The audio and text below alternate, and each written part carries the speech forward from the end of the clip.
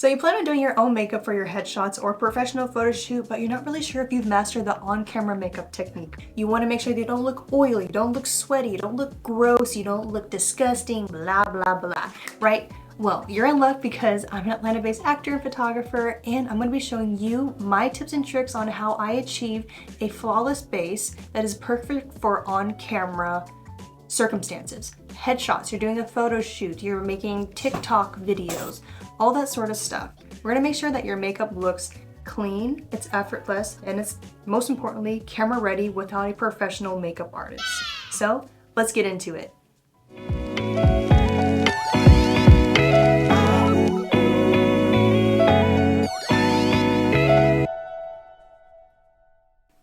So you're gonna start with a clean moisturized base. A moisturized base makes everything sit better, and so right now I'm gonna use the Dr. Althea 345 cream, and I really like this because it's pretty moisturizing but doesn't feel sticky on my skin.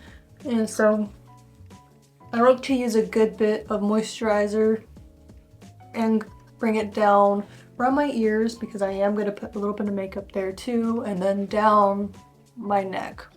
Now you're going to want to avoid wearing SPF on days where you're getting your headshots done because most photographers use flash, and SPF can cause flashback and reflect light in your photos, which is definitely not something that you want. And so while that's drying down, I'm going to get my Power Grip Primer. I love this because it really does create a tackiness to hold onto the foundation that we're going to put on right after this. But I take a little squirt size amount and I'm going to focus this on my T-zone area. And then you're going to feel like your skin is kind of sticky, and that's perfect. It's exactly what we're going for.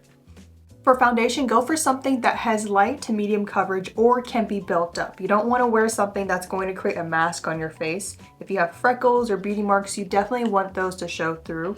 My favorite is the Tier Mask Fit Cushion.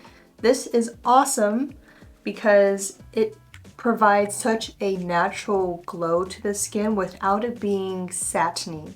And we're going to end up putting powder on top of this anyways. But what I do is I go in with a flathead sort of brush, and I'll take the cushion, and I don't push it in. It's just very lightly tapped, and I use the back palette to kind of take off any excess.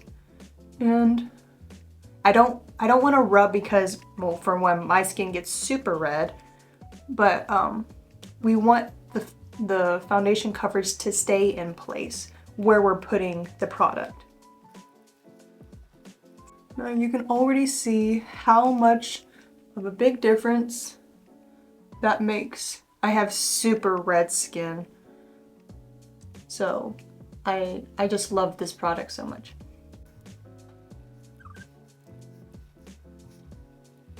And then I also like to take it up the ears and just spread any excess product down the neck. Make sure you spread onto the ears. The last thing you want is to have your ear look like a different color. And I feel like a lot of people forget to add coverage there. This looks really nice, and as you can see, I tried avoiding the eye and the nose area because we're going to take any excess and we're going to tap that around. Sometimes for me personally, I'll get foundation build up around my nose, and I've learned it's just trying to minimize the amount of product that's going into that area to avoid any cakiness. So I'll spread this around my eyes. Honestly, the most important part about getting makeup for your headshots is the foundation. So I like to take my time with this. I don't want to rush myself. I really want to, build onto the canvas that we have. We're slowly painting. Just think of this like we're painting on a canvas. If we just slap a bunch of paint on the canvas, it might not look good. So we just want to take our time with this. And I know a lot of people, they're like, oh, I just want to use my fingertips. Don't use your fingertips. Definitely use a brush. That's going to give just a nice, more evened out coverage. And that's pretty much it. My skin tone is super even, and now we're gonna move on to the next step. Now you can go in and apply concealer if you want. I personally don't like to use concealer when I'm doing headshots, but it's also just a personal preference on if you have any more trouble areas that you want to cover up. Now we're going to go in with a cream blush. I like to use this one by e.l.f. This shade is Dusty Rose. We're going to apply this just on the back of the hand, just a little bit like this, and I like to take just a little blush brush, and we're going to apply some more life back into our cheeks, and I like to make sure I dust this right onto the eyelids. Take a little bit more, and then I like to do the bridge of the nose just to have a more sun-kissed natural look. Yep. That's cute. Ta-da! Now, the most important step to setting all of this is getting a really good translucent powder. I used to really like the Huda Beauty one.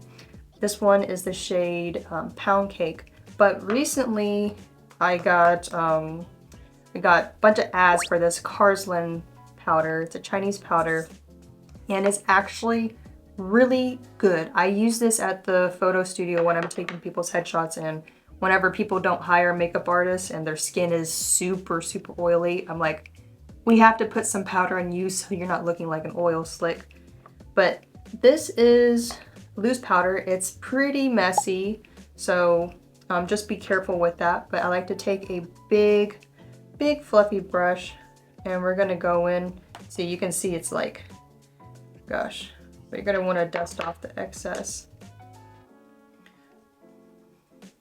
Now you're gonna want to avoid over powdering your face, which is why I'm dusting off any excess. We still want the skin to look like skin, but having a good powder that's going to keep things mattified will definitely prevent any shine to show through in your photos and have excessive flashback.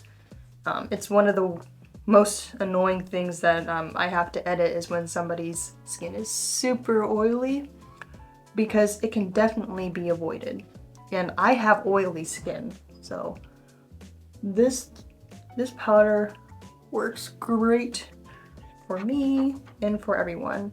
And I've used this powder on people that had dark skin, light skin. It's a perfect translucent powder and doesn't cause any sort of white cast on the skin. And once you get to set, blotting papers are great if you get oily. It's definitely a lot better to blot than it is to over powder your face.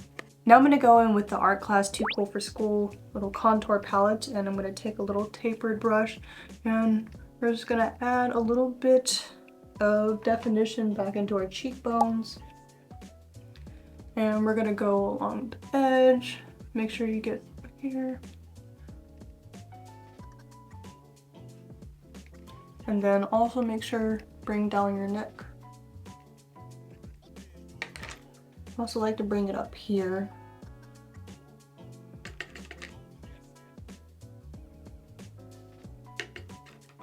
And I like taking this and putting it over the eyelids.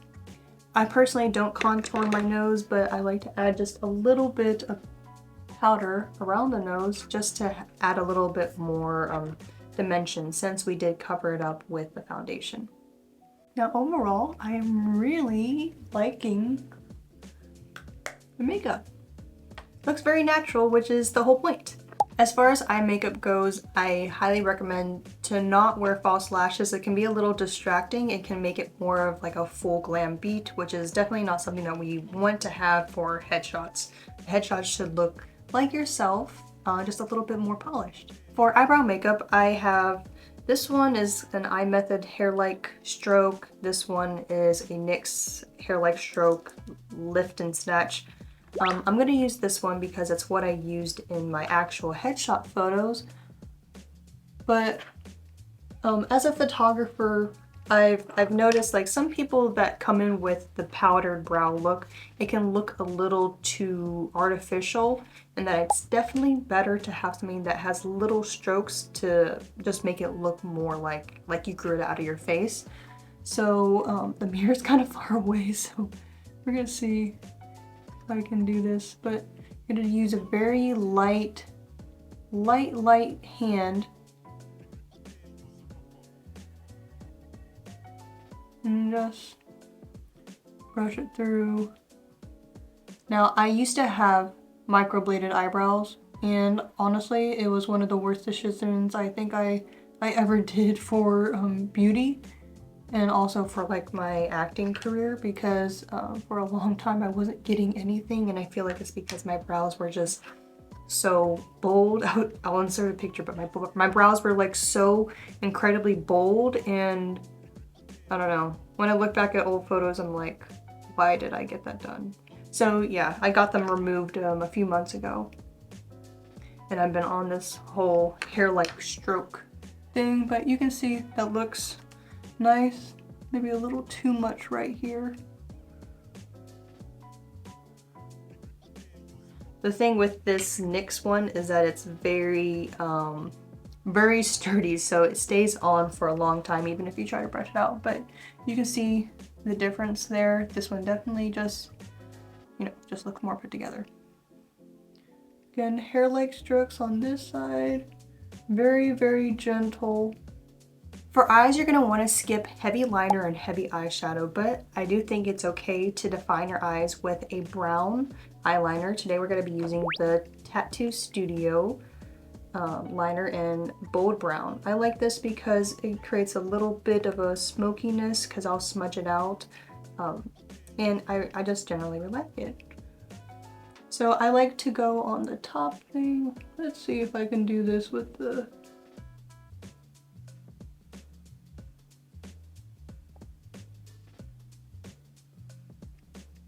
And then I will smudge it out, and you can already see just a little bit of difference. This is basically just defining what we had covered up with the makeup, or with the foundation. I'm gonna go in a little bit on the lower lash line.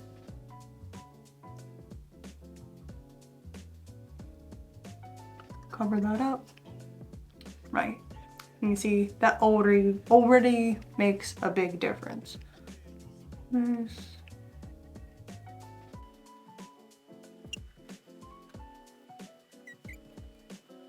For mascara, I like using this one. It's the Milani highly rated anti-gravity mascara.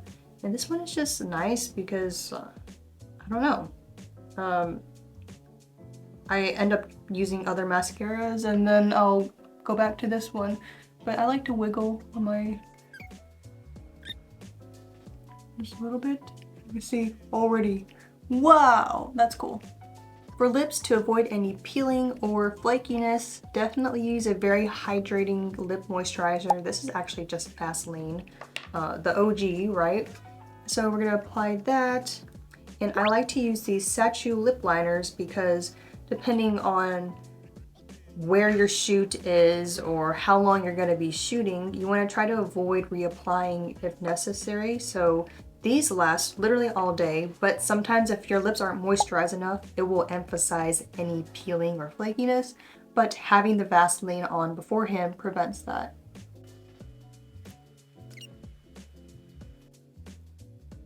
Now, if you don't want to go through that whole thing about peeling off your lip stain, I definitely recommend these MAC Velvet Blur Sticks.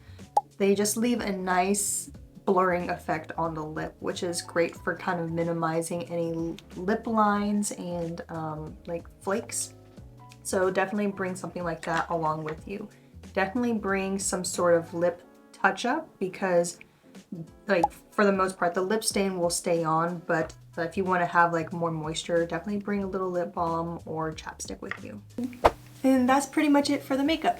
If there's one thing I've learned about being an actor and photographer, it's that your headshot should feel like an honest introduction, not a transformation.